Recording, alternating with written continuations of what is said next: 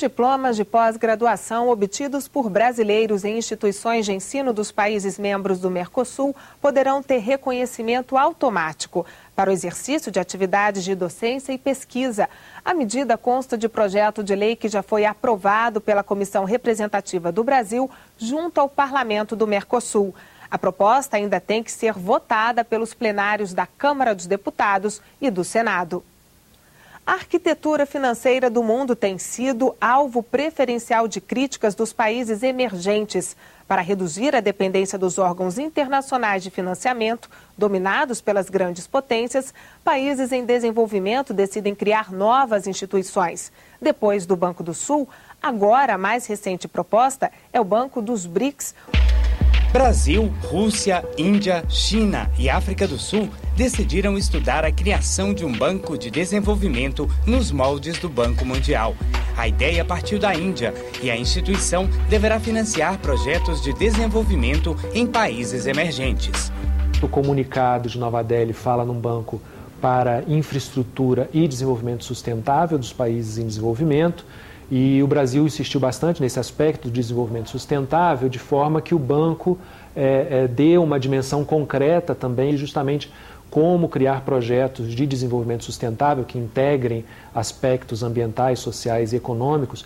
Que vá atuar na área, por exemplo, de fomento à pesquisa, que vá fazer de outra maneira o papel que durante muito tempo o FMI exerceu ou pretendeu exercer, sem tantas interferências nas políticas internas dos países, sem pressioná-los excessivamente.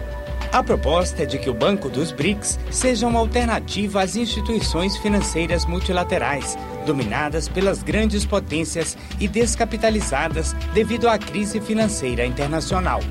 Um dos grandes financiadores de projetos de investimentos, que é o Banco Mundial, as indicações são de que teriam chegado ao seu limite de capacidade de captação de recursos e que não há previsão no cenário próximo, no horizonte previsível, de aumento de capital. Existem necessidades muito grandes nos países em desenvolvimento, nessa área de infraestrutura, na área de projetos de desenvolvimento sustentável, e as instituições que existem não dão conta dessas necessidades. Exatamente por isso vem a tese de criar um Banco de Desenvolvimento Regional, a exemplo do BNDES, para facilitar os investimentos, garantir a infraestrutura nesses países e, ao mesmo tempo, permitir um crescimento razoável comparando com as outras economias. Mas a criação do Banco dos BRICS não é consenso entre os economistas. Você já tem coisas aí, instituições que estão aí. Por que você não altera, não ajusta o formato de atuação delas? Para que tem que criar mais burocracia? Quando eu falo em Banco dos BRICS, eu tenho uma confederação de países distantes, com interesses diferentes, inclusive interesses assim geopolíticos diferentes. A problemática brasileira não tem nada que ver com a chinesa nem com a hindu. Graças a Deus, BRIC é uma convenção por tamanho de país, mas não por características estruturais, culturais, econômicas, sociais, não. Será que ele vai financiar investimentos aqui para eu ter uma saída para o Pacífico, ou vai investir na África, onde a China vai tendo presença crescente? A ideia preliminar é que esse banco possa emprestar para países em desenvolvimento, não só para os BRICS. Agora, é claro que não são recursos alocados por país. Isso vai depender dos projetos que sejam apresentados e da viabilidade desses projetos. O crescimento econômico do mundo tem nos BRICS os seus grandes alavancadores. E para que esse processo continue em crescimento, é importante que se crie esse instrumento de crédito. A criação do banco está sendo discutida pelos governos dos BRICS. E há uma série de interrogações ainda sem respostas. Quais vão ser os objetivos do banco, para quem ele vai emprestar, qual vai ser a estrutura de capital, como vai ser a governança. Tudo isso ainda está por ser discutido. Você não pode ter também o predomínio de um deles aí. São indagações. A questão da distribuição geográfica dos recursos é um tema. O tema da origem dos recursos. Se nós estamos falando de uma instituição cujos fundos são basicamente recursos fiscais, orçamentários dos 5 países, ou se haverá captação de recursos de mercado. Se o critério de alocação desses recursos será transparente, via as normas aceitas pelo mercado, ou haverá um uso político desses recursos. Ideia boa, em princípio sim, e deveria materializar rapidamente. Eu falo, não, tem que se pensar. Nós temos que ter um banco com os países sul-americanos.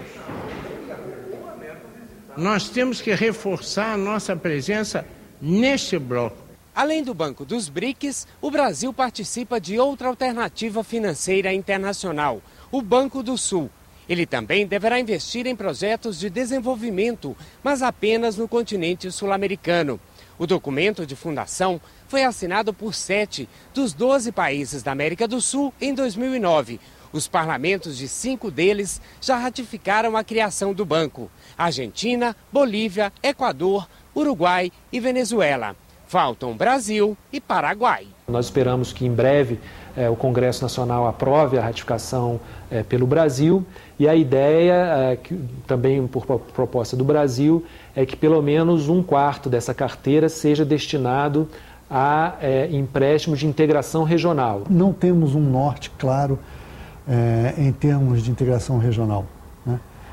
E é isso que vai dar sentido aos projetos de infraestrutura internacionais, né? Senão você vai construir pontes, ligar nada a coisa nenhuma. Segundo o Ministério da Fazenda, o temor com relação ao uso político do Banco do Sul está afastado. A ideia é que esses bancos multilaterais eles sejam bancos sólidos, bem geridos. O uso político desse processo é complicado, particularmente no caso regional, quando você não tem claro o que norteia a ação de convergência regional. Mas a essa altura não vejo tantos obstáculos assim que impeçam a implementação, a consolidação dessa ideia. Eu acho que nós estamos caminhando para isso. Não será um grande banco para o Brasil, mas eu acho que para a região será importante você ter instrumentos, mesmo porque o Banco Mundial perdeu a expressão. No caso do Brasil, nós esperamos que ele possa, por exemplo, complementar a atuação do BNDES. Então, se você quer fazer uma joint venture, por exemplo, entre uma empresa brasileira, uma empresa argentina ou Uruguai, o BNDES não pode financiar essa empresa local. O Banco do Sul, por exemplo, poderia. Nos 3 primeiros meses do ano, as exportações cearenses representaram 412 milhões de dólares.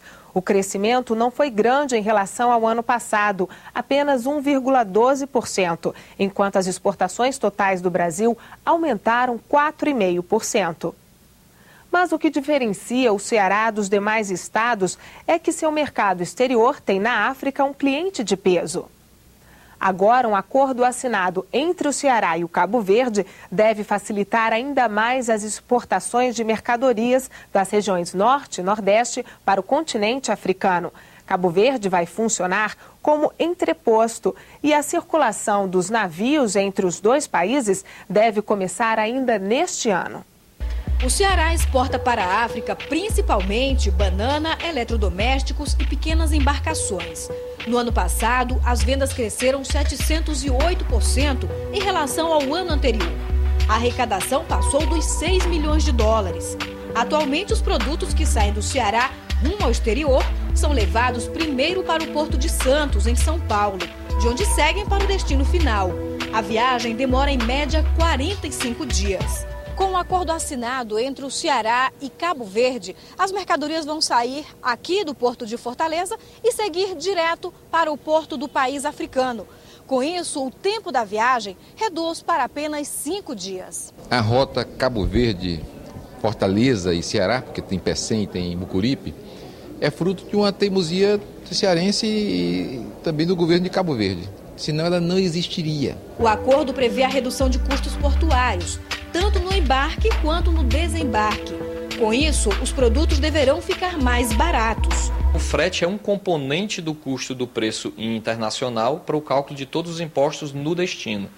Então, não tenho dúvida de que isso vai trazer a melhoria e, consequentemente, o incremento da exportação, aumentando a base de exportação dos estados, aumentando o leque das indústrias, aumentando o leque dos produtos. Tem um potencial de riqueza sendo produzido na região, mas que precisa de meios, e esses meios, essa infraestrutura que nós colocamos em terra, criando os portos, precisa agora de uma infraestrutura na decisão da criação das rotas de comércio marítimo entre nós e a África, principalmente. O estado de Ceará tem 2 portos, um porto extremamente moderno, muito bem equipado, onde inclusive nós vamos atracar ali todos os navios em relação à exportação de laminados. Nós vamos ali atracar os navios todos em relação à refinaria de petróleo que está sendo instalada lá no Porto Pecém. Não apenas o intercâmbio de produtos, mas também de serviços está contemplado no acordo. Também contempla a área do turismo. Por quê? Porque Fortaleza, agora especificamente aqui o Porto do Mucuripe, vai ganhar um terminal de passageiro moderno, novo. Eu digo que vai ser o mais bonito do país, porque está construindo do zero aqui nessa belíssima Praia Mansa, com toda a infraestrutura necessária para receber o turista que vem de outros países, ou então até o turista aqui do nosso país. Há 42 anos no mercado, esta indústria de plásticos produz mesas, cadeiras e utensílios domésticos para todo o Brasil. Agora o proprietário planeja conquistar clientes no continente africano. Investimento positivo também para a economia nacional. Se você incrementa as suas vendas, obviamente você vai precisar de mais funcionários, você vai ter que aumentar a sua produção para atender o exterior, e isso vai trazer benefícios não só para o Ceará, como para a empresa e como para o Estado.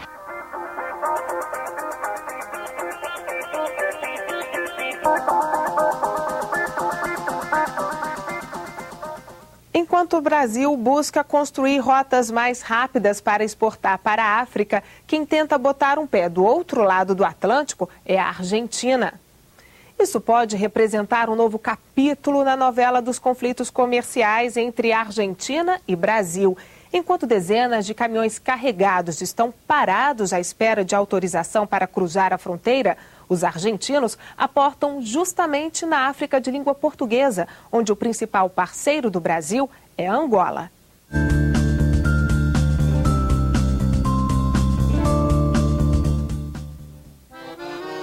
As exportações brasileiras para Angola, um dos principais parceiros do Brasil na África, subiram cerca de 350% de 2001 a 2010.